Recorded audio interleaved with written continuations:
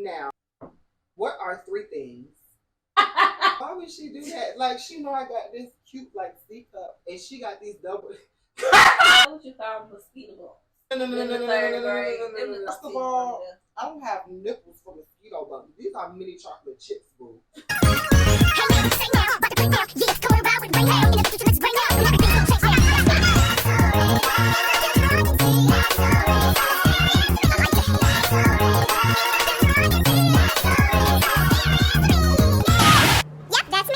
Oh, I don't want to be right. Living out you not rather all alone. That's how you got it. That ain't how you got it. Let me show you. What it took? When I'm not either. It was during the daytime. It was. I remember. Because you called me. Twin, what you just got done doing?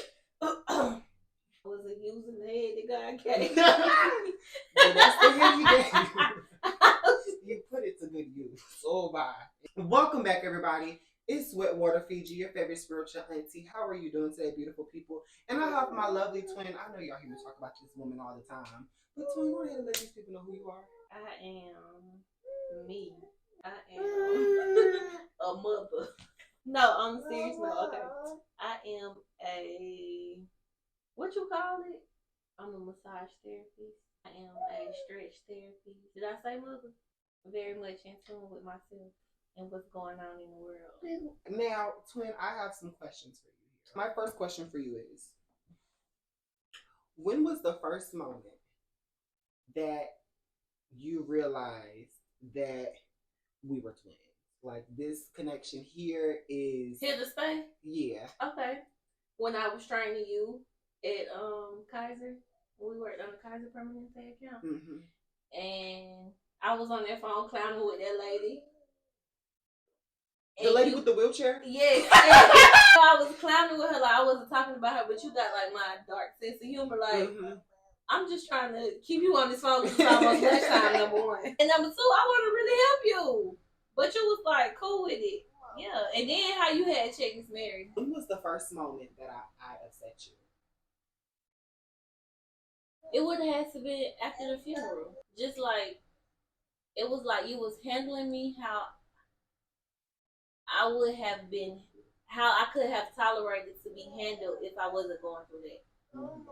And it was like, you could see so clearly, like, you're going to be okay. Everything's going to be fine. But I couldn't see that. So hearing it from you, it was like, y'all need to hear it, but just not right now. It was like, you was handling me like, bitch, dust your stuff off and let life goes on. And I'm, in my mind, like, life can't go on. Like, I got to be done. I'm finna die. Yeah. Like, you know, that's how I felt in that moment. And I definitely understand that also, being from, like, my perspective, like, dealing with his passing was a lot of conflict. And, like, for me personally, you know, we've had the conversation where I blame myself a lot for his death because, you know, I felt like I let it happen. And so, you know, child was trying to help you, save me, save you, girl. And it was just like, well, if I see her have the strength and she was married to him and, you know, you know, I can have the strength because, but then again, that also kind of went into, like, I met y'all in 2019, that happened in 2021. So it's like, you know, so to me, that's a short few times. Really, you know, time is really not existent. Actually, it's not. You know, but it's like the bond and the connection that we grew, all of us, as Ohana. And it was just like, I was really trying to rock myself, like, it shouldn't be hitting you this hard, you know, in X, Y, and Z. Right, and it was more so like, I guess just knowing everything leading up to it, and I'm telling you, okay, this is gonna happen. This is gonna happen. Just knowing that it's gonna happen, but I just feel like that's something that you could never prepare yourself for until you go through it. Like, even though I know you're gonna pass through it. I couldn't tell you the time. I can't tell you the date. You get what I'm saying? Remember the reading that we did in January? And then we saw death, and then we did that vision board thing, and I was feeling bad because I was like, I didn't put him on my vision board. Like, I didn't see him in my vision for 2022. Times like you'll be like, I'm gonna tell her, but I might not tell her this. I'm gonna say it like this, and it's like I knew we saw that card, but you didn't say who was gonna die. And I'm like, what? But after all of that happened, that's why I just took a step back. I'm like, I don't want to be upset with him. I know he don't mean no harm. And then you know how you get in your true Capricorn stingy phase. Can't nobody be my friend. So everybody who was coming around, you was just like, sit by me.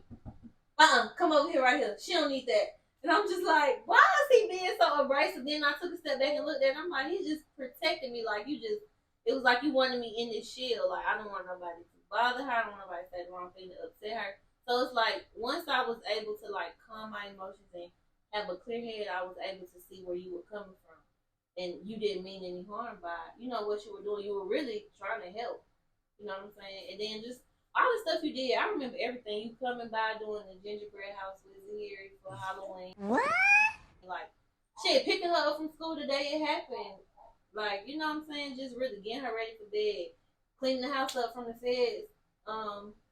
Tearing the house up. Remember? Because when I got back to the house that day, it was fine.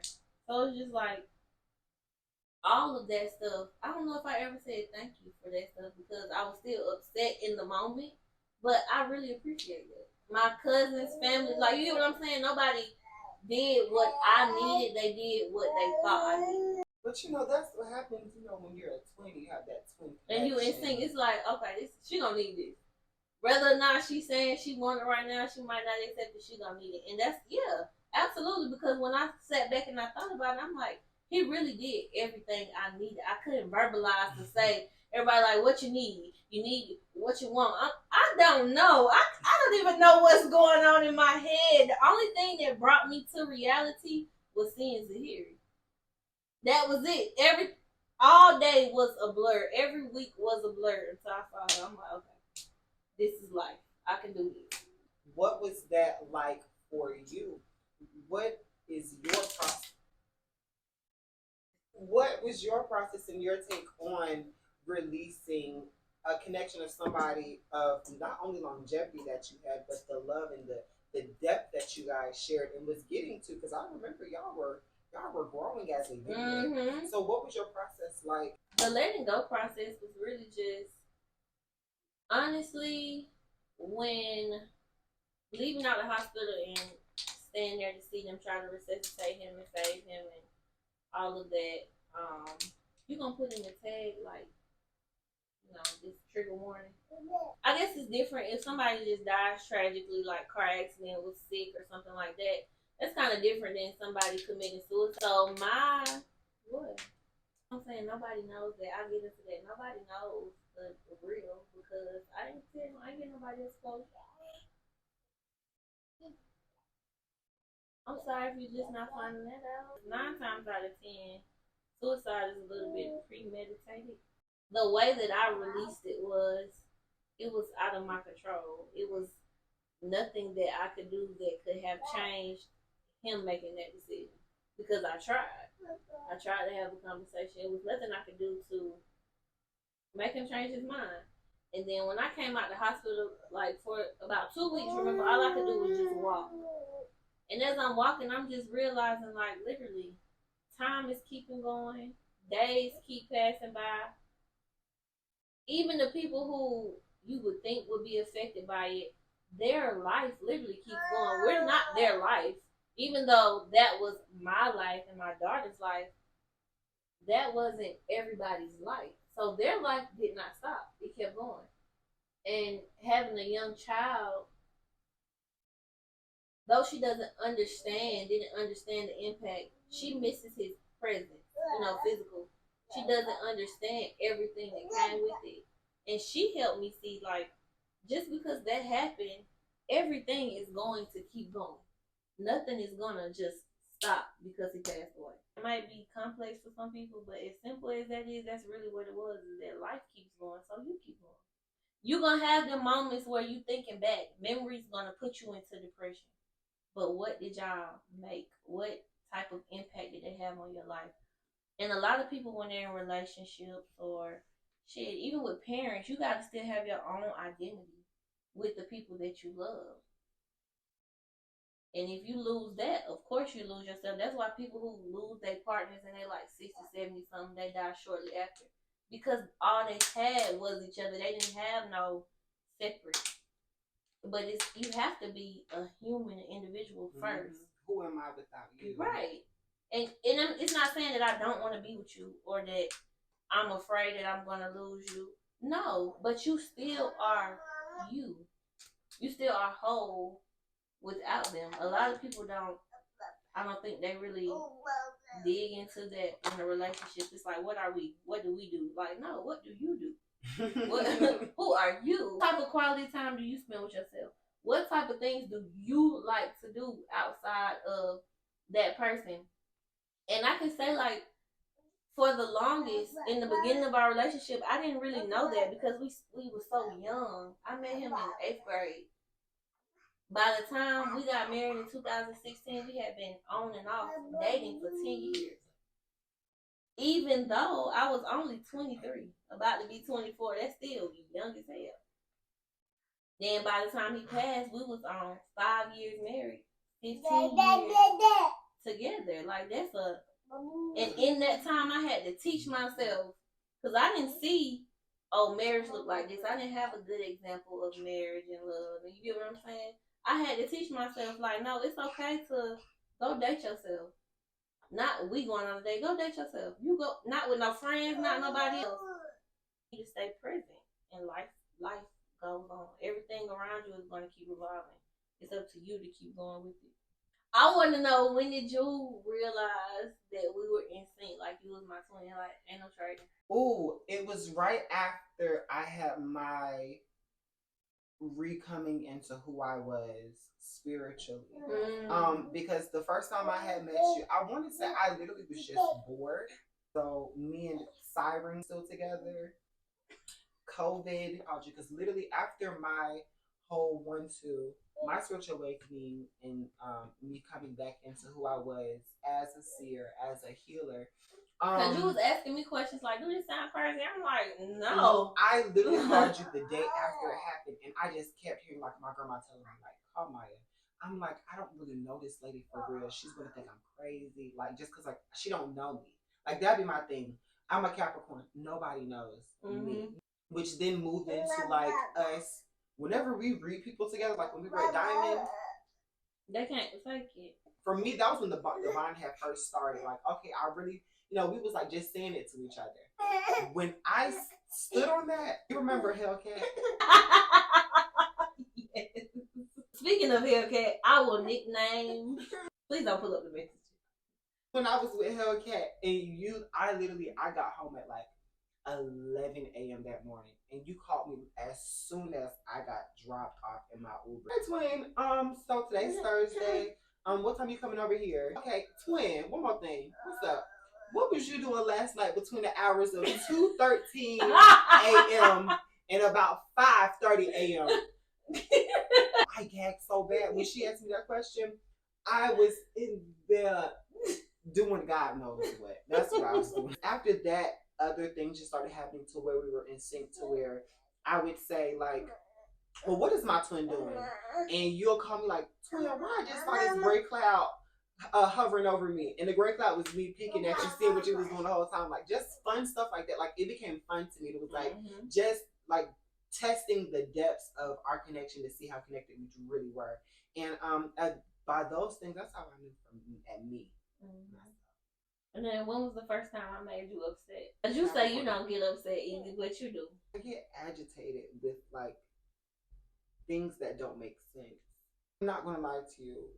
Anytime like you're not listening, it's the fact that like I know the difference, because there's a difference between like when a friend comes to you for advice versus when they're coming to vent. And I know the difference between people. And so a lot of the times outside of you, just like most people, but we're here, like you'll be venting about something and I'll be listening, and then you'll be like, twin, and I'm like, twin, you're looking for a response for something that I cannot give you, because I may not be able to relate to the experience, but I can't empathize. Like, like, and I'm sometimes not even empathize. That's going on, baby. I'd have been cut you off, but you got patience, so you could go ahead. So you got that far. And now we're here. That's how you be. Your mom be like, why you even let it get that far? I'm listening. I'm listening. It's like, okay, this is beneficial for her. You may get like frustrated, like overstimulated with me because it's like I want somebody to rub my back while I'm yelling, but you're not rubbing my back, and I'm sitting here watching you yell, and it's like, okay, I'm going to rub your back afterwards because I want to make sure that I'm not going to get hit in the process or whatever I'm, stating. Because also, like, another thing when it comes to situations like that where I do need to vent, I think that it is very important for you to release it all out first, or even if you don't, let it all out into your good. Have some type of system or method to let the other person know, like, hey, this is all that I've let out, like, until now, until I have some more to say. Because how am I supposed to know that you've done your big release already? Ooh, this one's real wriggly, huh? Come on. And so it was like in that process of you like trying to communicate, okay, now this is the part where you rub my back, I'm tired of yelling.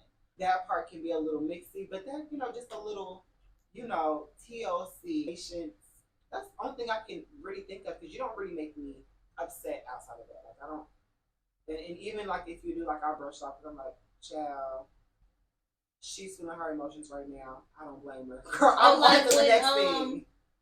The week after I brought him home from the hospital, and you had to go to the emergency room because he had the flu, and I'm literally losing my mind because I'm like, I just had a baby. The other child is ill. It's like, that's so contagious. I didn't know what to do. Nah, that didn't faze me at all. I know. Like, it went over my head because, like, I understood the frustration. Yeah. We just had a baby, so we got both partners here. We got mama coming also because you got both in. So it's like, you know what? She's not, even though I'm not the bitch who need this ass whooping and she's getting frustrated with me, I understand where she's coming from. So I'm going to charge it to the game and not her heart. And boo, listen, I need you to take a deep breath in. We here. It's just, that was the speech that we did. Mm-hmm. And you know what I will say? I'm going to give you your tens for that because, like, the quick, like, okay, bitch, let's get it together. Because, yes, I let you feel whatever. It's like, okay, you got it out, but guess what? It's just you here. It's just me here. We got stuff we need to do. We got babies at the car, hungry, fussy, baby right here sick. We can't fight each other. We gotta get together.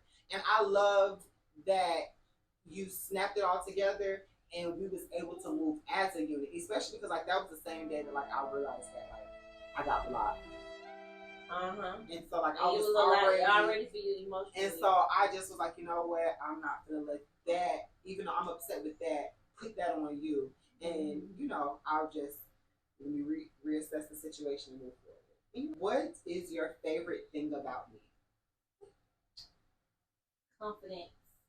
Like how you walk into the room, you always don't give a damn what is going on. Who grandma in there? Who got something to say? It does not matter. I'm here. That's like a big realm, the confidence part. Your speech, how you can articulate how you feel. And it's like, even though you'll say like, I don't like to be vulnerable, you have no problem saying, I like this, I don't like this. And staying true to your boundaries. I don't really ever see you like budge in your boundaries for nobody. That's very admirable. Thank you, darling. Now, what are 3 things? How would she do that? Like, she know I got this cute, like, C cup, and she got these double. That's what you call mosquito balls. No. First of all, I don't have nipples for mosquito bugs. These are mini chocolate chips, boo. Literally miniature ones. Hey, thank you. The only one, though. Anybody else, you might as well put them in the garbage can. Not too much on my thing. Aunties and all. I'm like, this man I got into with my auntie at the time. And thank God my family is a key too, because they didn't care nothing about it. Y'all would just been going back and forth all night. Anyway, what are 3 things that you do not like about me? Your attention span. That must got something to do with patience. If I'm telling you something, yes, I want you listening. I don't want you listening to music on FaceTime and scrolling on Instagram. And you still listening to me like, it's like I know you listening to me because you will tell me what I said, but I need your undivided attention. Okay. I don't really have no dislikes. I feel like when somebody is my friend, I accept them. I don't try to pick out. I don't like this. I don't, you know what I'm saying? Unless it's like something that irritates. Like, I don't like people who smack. Like, you get what I'm saying? Like, but if I love you and I want you around me, I'm not gonna be like, oh, you do this and it. Like, I just can't. I'm not one of those people. I feel like, okay, that's what you do. That come with you, and I love you. So it's like, I know I'm a bitch. I know I can be a bitch. I'm a mean bitch. I know I am. and mean, that mean don't even bother me. Short-tempered sometimes. That's why we just gotta be twins, because if you meet anybody, they'll be like, oh, she mean as hell, and I'm like, me, me. Imagine if I was being mean to you. Me meaning what I say and saying what I mean is not mean. Me correcting you instantly is not mean. Like, that's not mean. No, a lot of people think that just because you have clear communication skills and you're able to articulate and also execute that proficiently and efficiently, then you're being mean. That's not mean. You're just not used to somebody telling you, and you're also not used to telling people, wait 1 second, we're gonna pull her, we're gonna run her back, and now let's hit play again. Yeah. Three things that I like about you. I like how you execute. Like, once you stand on something, like, I like how you execute it. Whether that's business, money moves, like, you know, your relationships or your connections with people, the things that you do and you don't like. I love how you execute those things and how you maneuver and operate. I enjoy that after you're done, like, letting it all out, then, like, you're like, okay, now let me step back into reality here and let me recenter, refocus, and figure out what's really going on. Because a lot of people will stay stuck in that state for like extended periods of time, and that's why they're still in like the same places that they were 15 years ago. And I don't know how when you're like 13, but hey, that's before your time. That's generational trauma. To be honest, I give myself 3 days. I love how you parent. We had that uncomfortable conversation where it was like, hey, like, I love you down. And I'm not trying to say like I'm like envious or jealous or anything, but it's just like this thing that you do so well, or this thing that you have, is just like I admire it, and it's like I would love my own version of that. Like, what is your definition of love? Love to me is with no condition, just you. I accept you whole. I accept you changing. I don't really know how to put love in a definition. It's like infinite for me. If I love you, I love you. I feel like anything can be work through. You know what I'm saying? If it's not, if you ain't hurt me, if you ain't hurt my kids, me understanding that people are human, like, perspective is everything. The way I grew up is different from the way anybody else grew up. Even if they grew up in the same household as me. The way that you see things and internalize things are totally different. So when you respond to things, or the way you learn things, take stuff in, it's all based off of perspective. People don't really understand, like, perspective is the biggest thing to comprehend in life, because we can literally go through these same exact, me and my brother, for example, the way he talks about his trauma and things that happened to him is like I was not even there. Mind you, I was right next to you. In the same room. Same stuff happened to me. Two totally different people.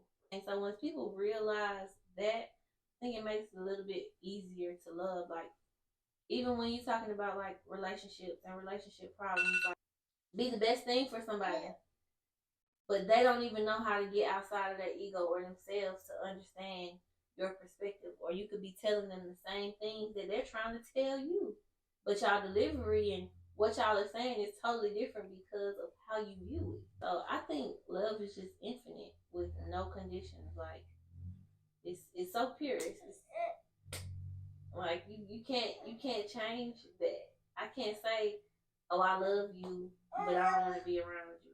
Because that objectifies that you love me. However, I can say I love you, but I'm not in an emotional state to receive. You get what I'm saying? To receive what comes with you right now. So I need time. You get what I'm saying? Doesn't change that I love you. That makes sense. At this moment, I am not space. right. from you. Right. Where I need to be. Not that I don't want to be around you. Don't come around me. I love you. Don't come around me. Like, what? When you were talking about love is infinite, I feel like anything can be worked out. First of all, spirit was already here, girl, in my ear. What they say?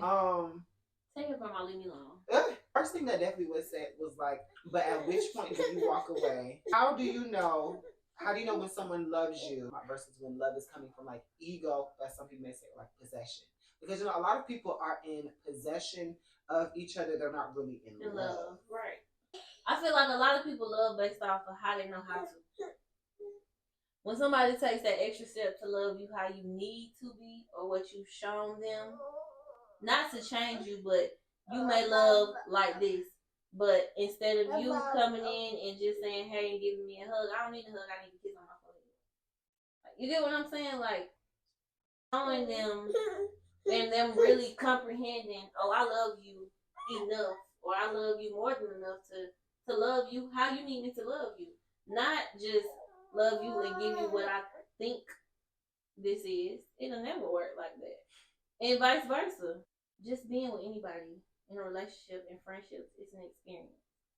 You can't be my friend and say, oh, I don't want you to hang out with such and such. I don't want you to be friends with them. Or I don't want you to be around them. Because then that's possessive. Love yourself enough to not even give me no ultimatum. Because then you're going to get cut off. You're going to gag. What happened?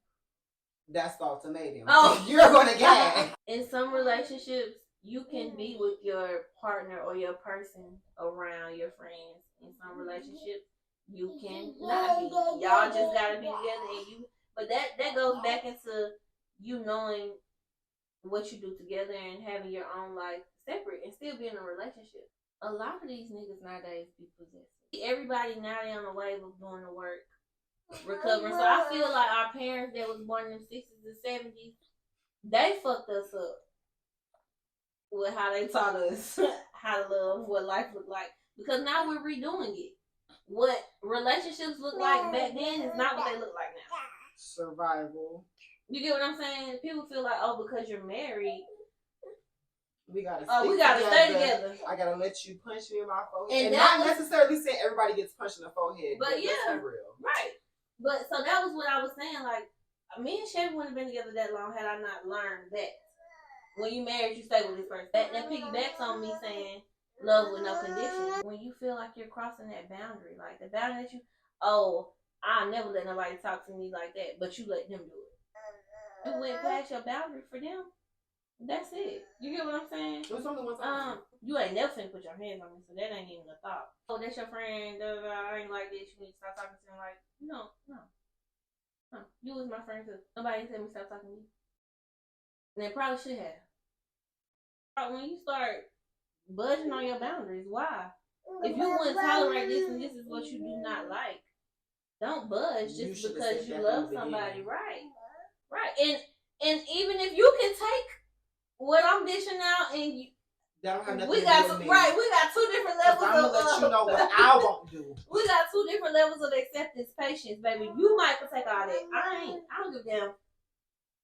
And just because you don't say nothing, I don't know that this is a problem for you or this is something that you dislike. But the moment you tell me stuff for me to say, hey, I can change that. Hey, I cannot change that. That is who I am. And but you see, the thing is, when you tell me, it's after I've already initiated. Right. If not that's only the word, you need to just go ahead and say. But the conversation of what I don't like. Like, listen, yesterday I didn't like that. Well, Friday night at 5:13 p.m. Don't gaslight me, bitch. Did you hear what I said? Because if you ain't like that Friday night at 8 p.m., you should have told me Friday night at 8:03. Hello? Don't wait until I come with my problem that you want to nip something in the bud. Manipulation. The girls fall for it every time. Not me though, but y'all be saying. Yes, it's manipulation, and it's easy for people to be like, "Oh, you manipulating me, cut off," versus getting to the root of that. You get what I'm saying? And I feel like you really got to love somebody because a lot of people just don't even know. Like, you know, that could be how they communicate or how they're used to communicating or that's what they know to do. Well, if you say something that you don't like, I need to say what I don't like. They don't even know the term gaslighting or manipulation. I don't want anybody to ever take you outside of your character, like, you know, like take you outside of I yourself. don't like that. All of that, I'm reciprocated energy. You look a mess. All of that, I don't know why I let you do this to me. You look a mess because you're giving your power away to somebody who can't control you. Right. Like, granted, unless they have a gun to your face, I don't really see. And even in then, baby, listen. You're going to have to prove. You pump faking one. You're going to have to show me. That's real. On top of that, it's like, I don't know what love is. Give me some time and patience. No, you're love bombing me. You're still not doing the work, because if you were doing the work, you would take a step back for you. Mm-hmm. It still sounds like you're trying to convince me that you're going to love me the way that I need to. No, you're just telling me what you want me to hear, because you never really loved me. And you know, I think that a lot of people really need to start telling these people that. Like, you never really you don't love me. Right. You think you do. You love the thought of me. You don't love me. And the other thing is, y'all know how them niggas be. It's niggas who really love you, really like you. But you can't fuck with them niggas who been liking you for years. Mm-hmm. Or them be fans. Mm-hmm. You can't fuck with no fan permanently. Because they put you on a pedestal. So the moment that you're not the picture that they got in their head, it's something wrong. Right. There's no picture, ain't no wrong with me. I'm human. Mm-hmm. You look at me as something. Don't put me on a pedestal. Don't fantasize about me. Don't set this high ass expectation. Oh, hey, right. So, I just need to fuck on you. Okay. Mm-hmm. Yeah, that's all you know. Yeah. You're infatuated with right. The essence you got of this who I am. expectation that you want me to live up to every day. I don't wake up like this. Some days I wake up and I don't want to talk. Oh, but you're always so friendly. Okay, and some days today I don't want to talk. Where do we go from here? How you gonna deal with it? Love. Short answer to the last question that I stated. Like my good girl Kaylani says, if somebody who gets upset because they don't benefit from your boundaries, they're not your friend, nor do they love you. And that's just universal overall. And I really resonate with that, because that's generally how I feel. Like, I'm going to say no. And like, I don't really be giving explanations, because I don't. No is a complete sentence with the exclamation point at the end. Some people have some like unhealthy boundaries, which is like made from delusion. And then those are not boundaries, those are just high expectations that are not tangible to not only yourself, you can't tangibleize them. What? Come on, Pictionary. It's not tangible to the other person. So, you know, like boundaries, like how do you apply them versus those unnecessarily high expectations? Look at you. I think that the moment that you start asking yourself those questions so you can know for yourself, then that's when you'll be able to properly put out those boundaries. I mean, that just goes into really how you reset. A couple of great ways that I reset. I'm pretty sure you do too. While we're on the topic of resetting, this was a lot to digest in one setting. So Absolutely. We will be resetting on another setting. Okay. This was a great video. I thoroughly enjoyed this. I appreciate you. Do you have any like words of encouragement or anything that you want to say? Stay present. And don't let nobody play with you. Period. You are all powerful, beautiful, and abundant people. Okay? Make sure that you speak with the expectation that someone will understand. Don't speak trying to be understood, because that's just not your target audience, boo. And as always, Wterfiji loves you. My head make me gag, ho. Take it. On my head when I shake. Take it. Ass better than bacon.